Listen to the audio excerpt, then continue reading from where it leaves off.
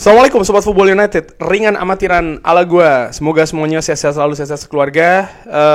Dan seperti biasa gue ingatkan jangan judol ya, karena ada banyak komentar dan juga pendapat dari Sobat Football United yang mengingatkan nih di kolom komentar. Oke.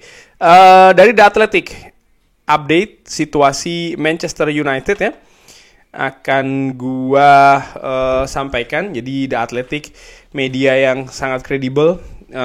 Tentu saja selama sepekan atau beberapa hari terakhir ini ada banyak informasi dari berbagai sumber. Gua selalu memakai The Athletic ini sebagai semacam kayak tolak ukur apakah informasi-informasi yang disampaikan oleh media yang lain itu benar atau tidak. Kalau The Athletic menyebutkan, ya berarti kemungkinan itu memang berita yang valid. Oke. Apa yang terjadi selama sepekan terakhir? Manchester United mengizinkan Marcus Rashford, Garnacho, Anthony, Jadon Sancho, dan juga Tyrell Malacia untuk datang terlambat di latihan pramusim agar mereka punya waktu untuk mencari klub baru. Rashford juga harus melepas ya nomor punggung 10 yang diberikan kepada Matheus Cunha yang baru saja bergabung.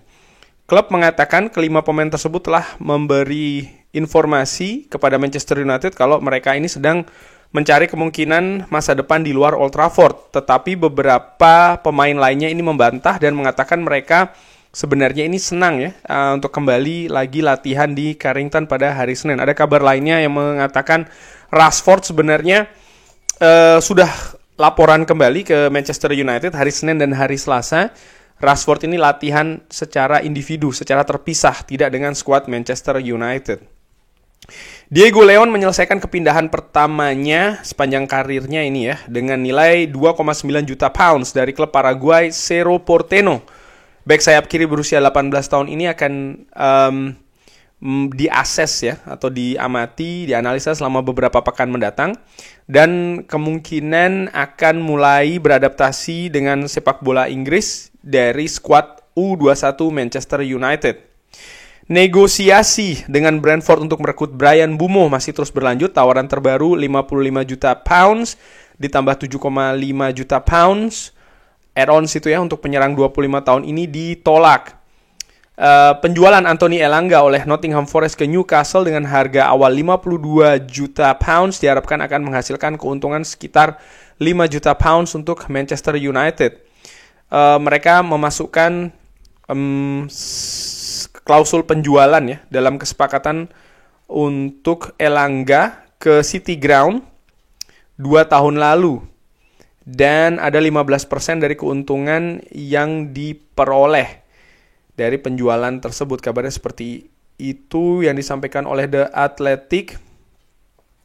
Dan situasi terkait dengan penyerang ini akan gue bahas di konten lainnya, jadi gue tidak akan mungkin dari Javi Guerra nih ya. Javi Guerra gue sudah bikin sebenarnya di konten sebelumnya.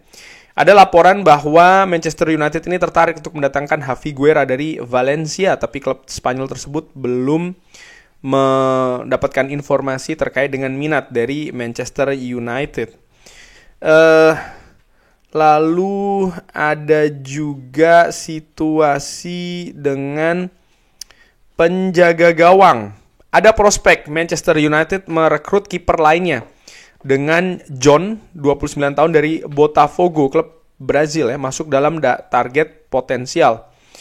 Ruben Amorim juga ingin memperkuat lini tengahnya. Tadi itu ya terkait dengan Javi Guerra. Pemain mana yang akan mungkin cabut? Selain 5 pemain yang sebenarnya kurang diminati oleh klub lainnya, jadi pemain-pemain tadi disebutkan Garnacho, Rashford, Sancho, dan juga Anthony, serta Tyrell Malacia yang memang prosesnya masih sangat tersendat ya dengan klub lain. Tentu saja Manchester United sangat memprioritaskan pemain-pemain ini untuk bisa pindah secara permanen, tapi terutama terkait dengan gaji dari pemain-pemain tersebut yang menghalangi atau menjadi tantangan besar nih untuk pemain tersebut pindah ke klub lain. Rashford misalnya selalu dikaitkan dengan Barcelona, tapi Barcelona menempatkan Luis Diaz dari Liverpool ini sebagai target utama, dengan Rashford ini sebagai opsi lainnya. Sementara Alejandro Garnacho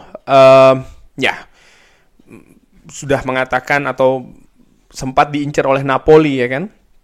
Tapi Napoli mendatangkan Noah Lang yang kurang lebih posisinya hampir sama, sehingga nampaknya minat Napoli untuk mendatangkan Garnacho ini selesai. Garnacho yang sempat didekati di transfer musim dingin kemarin juga terakhir mengatakan atau diinformasikan lebih memprioritaskan untuk pindah ke sesama Liga Premier ya, tim Inggris lainnya. Belum ada minat serius dari klub lain, sempat dikatakan Chelsea, tapi belum ada pergerakan yang jelas dari Chelsea. Pun juga Anthony dengan Real Betis, angka yang dinilai oleh Real Betis ini masih terlalu tinggi. Belum lagi gaji dari Anthony juga nampaknya di luar dari kemampuan Real Betis. Jadon Sancho mungkin ini yang paling dekat ya dengan Juventus. Sementara Tarel Malaysia masih belum ada kabar lainnya. Dan selain pemain-pemain tersebut, Rasmus Højlund juga menghadapi masa depan yang belum pasti. Striker berusia 22 tahun ini berharap untuk tetap stay dan dia akan berjuang ya, fight untuk tempatnya di Old Trafford. Bahkan dia menghabiskan pekan lalu berlatih bersama rekan tim lainnya yaitu adalah Harry Maguire di Portugal untuk mempersiapkan diri kembali ke Carrington. Di hari Senin gue belum melihat ada Rasmus Højlund ataupun juga Harry Maguire di latihan perdana untuk menghadapi pre-season.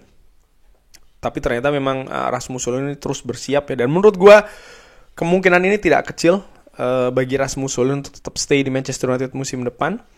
Karena misalnya disebutkan sebelumnya Manchester United hanya ingin melepas Rasmus Højlund ini secara permanen.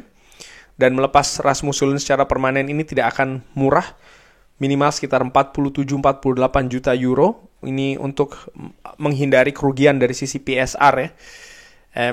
Sehingga ini walaupun ada minat misalnya dari Inter Milan, peluangnya menurut gue secara dengan amatiran, gue bisa jadi salah tapi tidak cukup besar. Penambahan posisi kiper berpotensi mendorong untuk kiper kedua saat ini Altay Bayindir semakin dekat ke pintu keluar. Ya ini juga sudah pernah gue bahas ya, dan bahkan gue prediksi bahwa kalau memang ada perubahan situasi penjaga gawang, ini belum akan menyentuh posisi dari Andre Onana.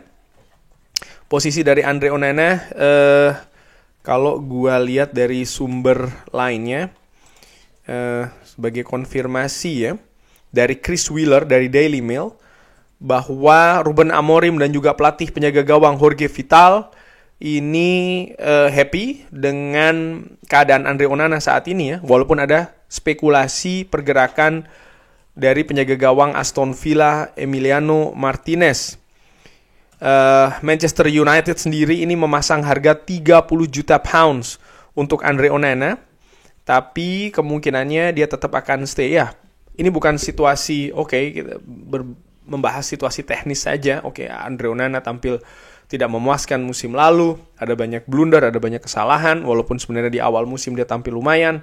Tapi untuk melepas Andre Onana ini tidak sesimpel mengatakan buang dia, jual dia ya, seperti itu, karena ada angka yang harus dijaga supaya Manchester United tidak rugi secara PSR. Dan angkanya memang sudah pernah gue katakan kalau dilepas di musim panas kali ini sekitar 30 juta euro sebenarnya. Walaupun dari Chris Wheeler, Daily Mail mengatakan Manchester United memasang harga 30 juta pound. Sempat dikatakan ada minat dari Saudi tapi tidak pernah konkret.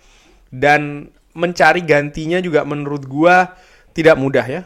Ada Emiliano Martinez iya, tapi bagaimana dengan misalnya proyeksi jangka menengah atau bahkan jangka panjang. Dengan reputasi luar biasa yang dimiliki oleh Emiliano Martinez, dari faktor usia juga tidak bisa disepelekan, karena Ineos ingin membangun skuad Manchester United ini jangka menengah dan juga jangka panjang, walaupun sebenarnya usia dari Andre Onana juga tidak muda-muda banget ya, tapi maksud gue adalah ada faktor-faktor lain juga yang harus diperhatikan di sana, sehingga gue perkirakan memang kalau Manchester United akan melakukan perbaikan dari situasi penjaga gawang, ini tidak menyentuh penjaga gawang utama atau nomor 1, tapi penjaga gawang nomor 2 mungkin akan didatangkan penjaga gawang yang usianya cukup lebih muda ya, dengan proyeksi akan menggantikan Andre Onana. Seandainya Andre Onana musim 2025-2026 ini tampil buruk, untuk melepasnya di akhir musim depan, artinya di musim panas tahun depan, ini lebih make sense, lebih masuk akal karena perhitungan angka PSR-nya akan turun sekitar 20 jutaan pounds, sehingga nampaknya akan lebih mudah juga ya bagi Manchester United untuk melepas Andre Onana di bursa transfer musim panas selanjutnya.